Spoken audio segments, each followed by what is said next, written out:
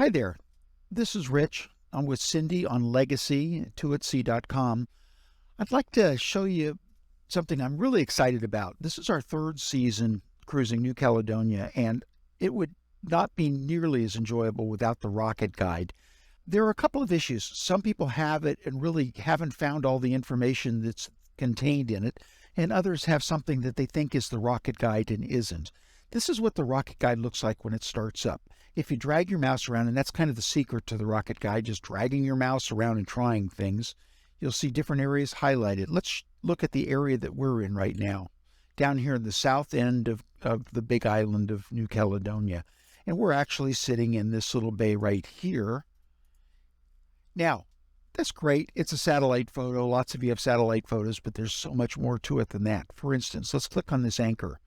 Here's the routes in. You'll see the routes labeled. There's Route 105, Route 105E, and the anchorage spots. And when you hover over the anchor symbol, you can see photos of the anchorage along with the description and what directions of wind that it's good from. I'll do the same up here at this one, and where we're sitting right now is this one right here.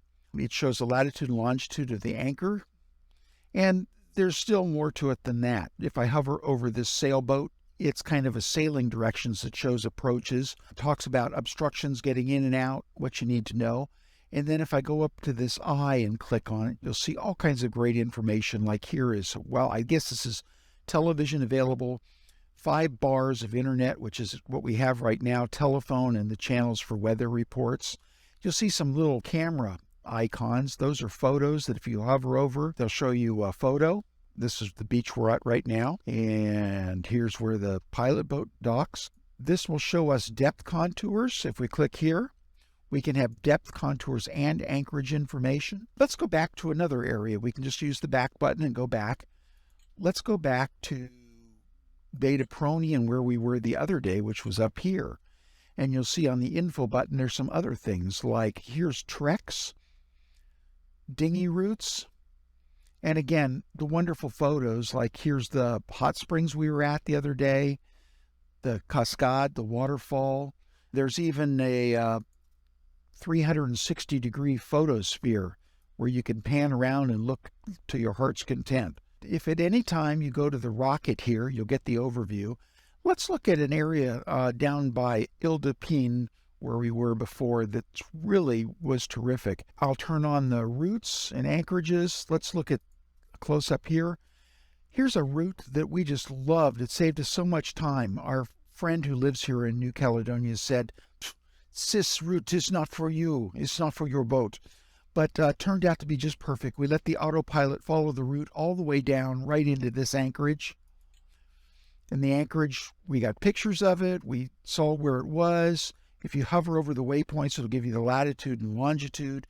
Again, the info button will show you, oh yeah, there's internet there. That's pretty important for us these days.